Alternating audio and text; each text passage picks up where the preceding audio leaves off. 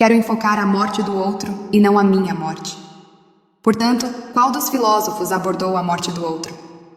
O interesse é por ter vivenciado a morte do outro, sendo um ente querido, e ver concretizado o fato da vida ter começo, meio e fim.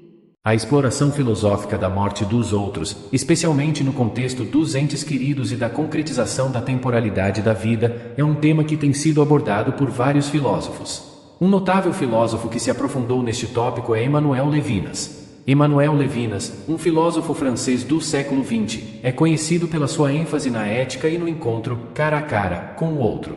Nas suas obras, ele explora as implicações éticas do encontro com outra pessoa, enfatizando a responsabilidade que temos para com o outro. Embora Levinas não se concentre especificamente na morte em todas as suas obras, as suas ideias sobre o encontro face a face e a responsabilidade ética podem ser estendidas à experiência da morte de outra pessoa. Levinas argumenta que o nosso encontro com o outro, especialmente em momentos de vulnerabilidade como a morte, cria uma obrigação moral de responder com empatia e responsabilidade. A morte de um ente querido, para Levinas, pode ser um momento ético profundo onde confrontamos a realidade da mortalidade e a fragilidade da vida. Obrigada por citar Levinas. Continuando com a temática, a morte do outro, sendo o outro um ente muito querido, como os estoicos, e quais deles, nos deixaram sua sabedoria para este assunto? Os filósofos estoicos, conhecidos pela sua ênfase na virtude, na resiliência e na aceitação da ordem natural do universo, ofereceram ideias sobre como lidar com a morte de entes queridos. Embora possam não ter se debruçado extensivamente sobre o aspecto emocional do luto, os seus ensinamentos fornecem uma estrutura para abordar tais experiências com uma mentalidade racional e filosófica. Um notável filósofo estoico que tocou neste tópico é Sêneca. Sêneca, em suas cartas e ensaios, discutiu a inevitabilidade da morte e a importância de cultivar uma mentalidade que possa confrontar tais realidades com equanimidade. Em sua carta, sobre o luto pelos amigos perdidos, carta 63, Sêneca aborda a morte de entes queridos. Ele aconselha seu amigo a lembrar e honrar as qualidades positivas do falecido, em vez de ficar pensando na tristeza de sua partida. Sêneca incentiva o foco na gratidão pelo tempo passado com a pessoa amada e pelas lembranças compartilhadas. Ele também enfatiza a natureza transitória da vida e a importância de aceitar a morte como uma parte natural da experiência humana. Sêneca sugere que o luto não deve se transformar em luto prolongado, mas sim um processo de reconhecimento da perda e de seguir em frente com a vida.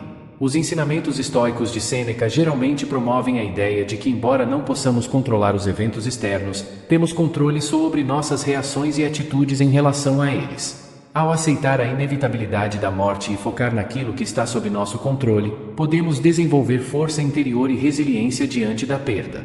É importante notar que os estoicos, incluindo Sêneca, abordavam a morte e o luto a partir de uma perspectiva de racionalidade e aceitação, em vez de um distanciamento emocional. Seu objetivo era cultivar virtudes como coragem, sabedoria e temperança para enfrentar os desafios da vida, incluindo a perda de entes queridos. Teria relatos que Sêneca vivenciou a experiência de morte de outrem? Não há registros históricos ou relatos que sugiram que Sêneca tenha experimentado pessoalmente a morte de alguém próximo a ele, como um membro da família ou um amigo querido. Os escritos de Sêneca, o luto e a morte de entes queridos, particularmente na carta 63, da obra Sobre o luto pelos amigos perdidos, parecem ser mais reflexivos e filosóficos, em vez de resultar de uma experiência pessoal específica.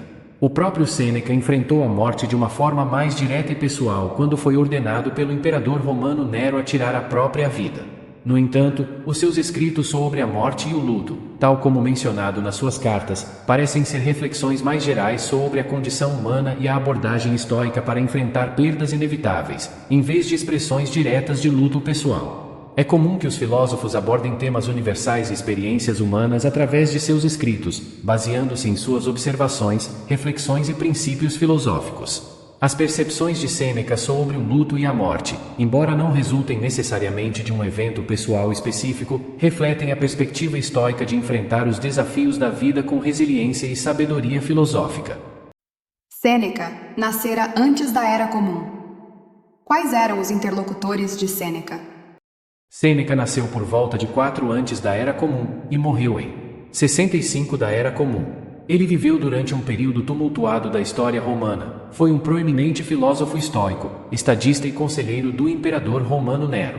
Sêneca interagiu com vários indivíduos ao longo de sua vida, e seus interlocutores foram diversos, abrangendo desde colegas filósofos até membros da elite romana.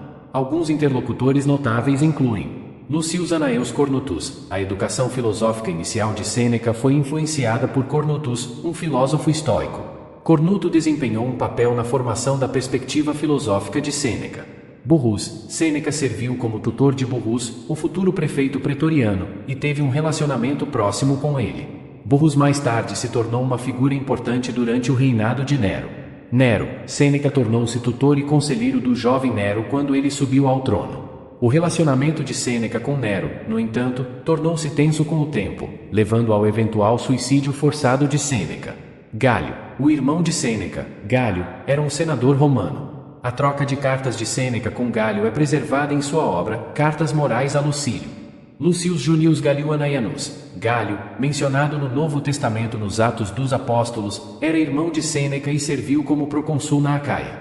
O relato bíblico refere-se a Gálio rejeitando as acusações contra o apóstolo Paulo. Estes são apenas alguns exemplos de pessoas com quem Sêneca interagiu ao longo de sua vida.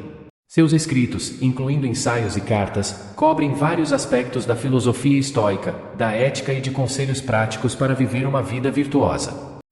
Quando mencionei sobre interlocutores de Sêneca, você deu exemplos e entre eles citou 2 tópicos com o nome de Gálio, irmão de Sêneca. Havia 2 Gálios? Agradeço seu esclarecimento e peço desculpas por qualquer confusão em minha resposta anterior. Parece que houve de fato alguma confusão na minha narrativa, e agradeço a sua diligência em captar isso. Vou esclarecer. Lucius Junius Galiuanaeanus é Gálio, mencionado no Novo Testamento, como eu disse. Este Gálio não é irmão de Sêneca, mas tem o mesmo sobrenome. Por outro lado, Sêneca tinha um irmão chamado Gálio, mas ele não era o mesmo indivíduo mencionado no Novo Testamento. Reiterando, não existiam 2 irmãos Gálios. A menção de Gálio no Novo Testamento refere-se a um indivíduo diferente com o mesmo sobrenome. Quem eram os estoicos? Todos os interlocutores de Sêneca eram estoicos? Os estoicos eram os pensadores, membros de uma escola filosófica na Grécia e Roma antigas. Sua filosofia enfatizava a virtude, a sabedoria e a autodisciplina como meio de alcançar uma vida tranquila e contente. Sêneca, como um proeminente filósofo estoico, aderiu a esses princípios e incorporou os ensinamentos estoicos em sua própria perspectiva filosófica. A filosofia estoica, fundada por Zenão, no início do século III antes da Era Comum, tornou-se influente durante o Império Romano, encontrando seguidores e proponentes como Sêneca. A escolha do estoicismo por Sêneca foi provavelmente influenciada pelos aspectos práticos e éticos da filosofia. O estoicismo forneceu uma estrutura para compreender e navegar pelos desafios da vida, incluindo enfrentar as adversidades com resiliência e equilíbrio. Embora Sêneca se envolvesse com ideias estoicas, é importante notar que nem todos os seus interlocutores eram necessariamente estoicos. A elite romana durante a época de Sêneca envolveu-se com uma variedade de escolas filosóficas, e as discussões dos pensadores não se limitaram a uma única tradição. O irmão de Sêneca, Gálio, por exemplo, não é conhecido por ter sido estoico. Além disso, a relação de Sêneca com Nero, seu interlocutor mais famoso, era complexa, e as opiniões e ações de Nero não se alinhavam necessariamente com os princípios estoicos. Teria tido êxito Sêneca estoico, tanto em suas relações, quanto em seus escritos na sua época? Diga-me, todavia, quando seus livros foram disponibilizados ao público. Os escritos de Sêneca, especialmente suas cartas e ensaios, foram dirigidos ao público, e ele procurou transmitir a sabedoria estoica a um público mais amplo, independentemente de suas afiliações filosóficas. As obras filosóficas de Sêneca pretendiam oferecer conselhos práticos sobre como viver uma vida virtuosa e enfrentar os desafios com equanimidade, inspirando-se nos princípios estoicos, mas acessíveis ao público em geral. Sêneca, o filósofo estoico, experimentou sucessos e desafios durante sua vida. Em termos de relacionamentos e carreira política, Sêneca alcançou um sucesso significativo, mas sua associação com o imperador romano Nero acabou levando à sua queda. Sêneca serviu como conselheiro e tutor de Nero e inicialmente desempenhou um papel importante nos primeiros anos do reinado de Nero. No entanto, à medida que o comportamento de Nero se tornou mais errático e tirânico, a influência deste pensador diminuiu, e assim ele passou a enfrentar dificuldades políticas. Os escritos de Sêneca sobre filosofia estoica, ética e sabedoria prática ressoaram em muitos leitores, e suas obras foram amplamente divulgadas. As Cartas Morais a Lucílio, uma coleção de cartas que transmitem os ensinamentos estoicos de Sêneca, provavelmente foram compostas ao longo de sua vida e não se destinavam ao consumo público durante sua época. No entanto, após a sua morte, estas cartas, com as suas outras obras, tornaram-se disponíveis para um público em geral e desempenharam um papel significativo na formação da paisagem filosófica. O sucesso de Sêneca como filósofo é evidente no impacto duradouro de seus escritos. Suas percepções sobre o estoicismo, a ética e os desafios da vida continuaram a inspirar leitores durante séculos. Embora a sua carreira política tenha enfrentado desafios devido à sua associação com Nero, o legado de Sêneca como filósofo perdurou e as suas obras continuam a ser uma parte importante da tradição do estoicismo. Vejo que Sêneca foi um grande advogado. Seria esta a função a que mais exerceu ao lado de Nero? Ou em que momento ele a exerceu mais assiduamente? Sêneca foi de fato um orador e advogado proeminente e talentoso, além de filósofo. No entanto, seu papel como advogado não foi o foco principal durante seu tempo servindo ao lado de Nero. O envolvimento de Sêneca na coorte de Nero foi mais na qualidade de conselheiro e tutor, prestando aconselhamento em questões de estratégias políticas. A ascensão de Sêneca à proeminência como filósofo e estadista ocorreu durante os primeiros anos do reinado de Nero. Isso aconteceu, muito provavelmente, depois que Nero tomou conhecimento dos escritos filosóficos de Sêneca, especialmente os seus ensinamentos estoicos nas questões de justiça, virtude e modo de governar. Como tutor de Nero, deve ter influenciado nas decisões do jovem imperador. Embora Sêneca tivesse formação jurídica e fosse conhecido por sua eloquência, ele não atuou principalmente como advogado durante seu tempo com Nero. É importante notar que os papéis de Sêneca foram multifacetados e ele contribuiu para vários aspectos da vida política e intelectual romana. Seus cargos incluíam filósofo, estadista, conselheiro e tutor, com foco em transmitir sabedoria estoica e orientação ética a Nero. A carreira jurídica e as habilidades oratórias de Sêneca foram mais proeminentes em seus primeiros anos, antes da ascensão de Nero ao trono. Ele serviu como questor, magistrado financeiro, e ganhou reconhecimento por suas habilidades como advogado e orador no sistema jurídico romano. No entanto, à medida que a sua associação com Nero se aprofundou, os seus papéis mudaram mais para aconselhamento político e orientação filosófica. Em quais questões iniciaram-se os conflitos entre Nero e Sêneca? Os conflitos entre Nero e Sêneca foram multifacetados e evoluíram ao longo do tempo. Embora o relacionamento deles tenha começado de forma positiva, com Sêneca servindo como tutor e conselheiro de Nero, surgiram tensões à medida que o governo de Nero se tornou mais errático e tirânico. Vários fatores contribuíram para os conflitos. Por exemplo, Nero queria impor a sua própria forma de governar, o que entrava em conflito com as tentativas de Sêneca de orientá-lo segundo os princípios estoicos.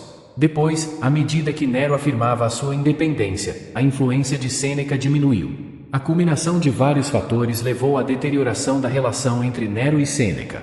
Eventualmente, Nero acusou Sêneca de conspiração, e Sêneca foi forçado a tirar a própria vida, obedecendo às ordens de Nero.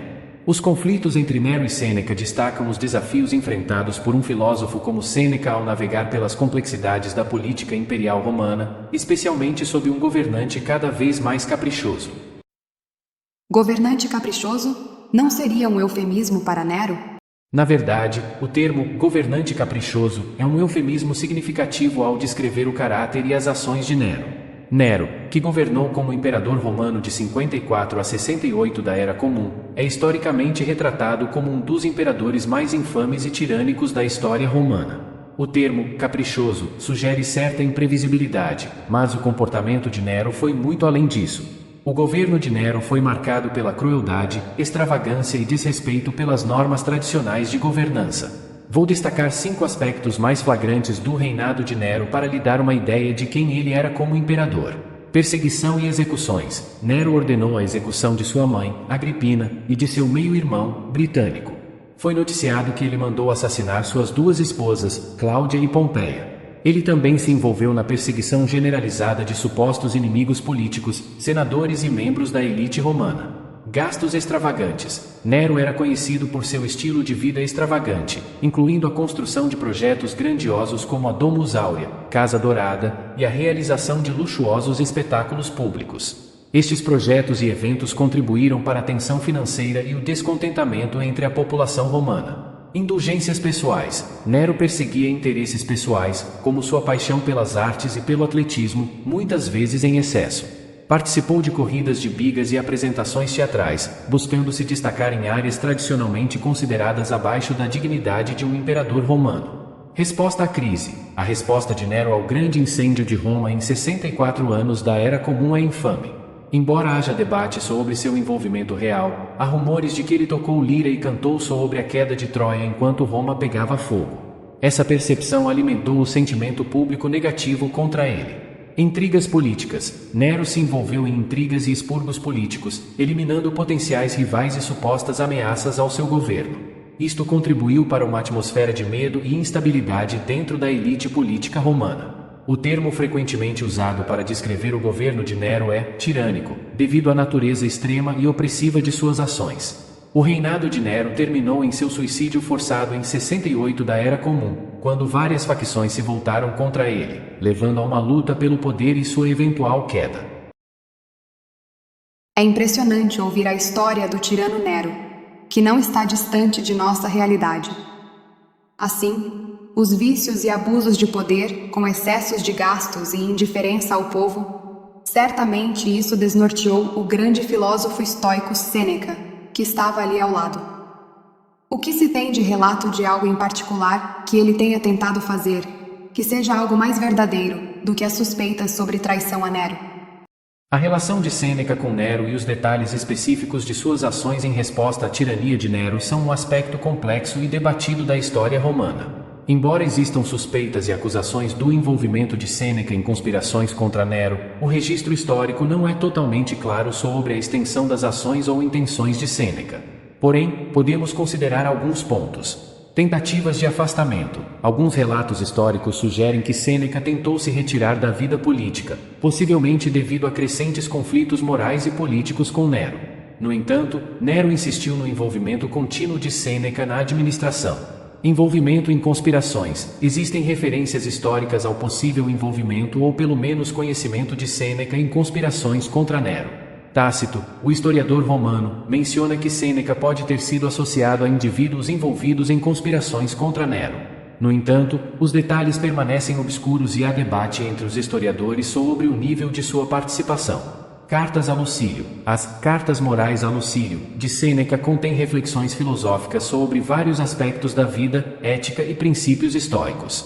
Alguns interpretam certas passagens como referências veladas à turbulência interna de Sêneca e aos conflitos com Nero, mas essas cartas não são relatos históricos diretos. Suicídio forçado. Eventualmente, Nero acusou Sêneca de conspiração, e Sêneca foi forçado a tirar a própria vida. As circunstâncias que rodearam a morte de Sêneca são consistentes com a prática romana de forçar indivíduos acusados de conspiração a cometerem suicídio, conhecido como suicídio voluntário ou forçado.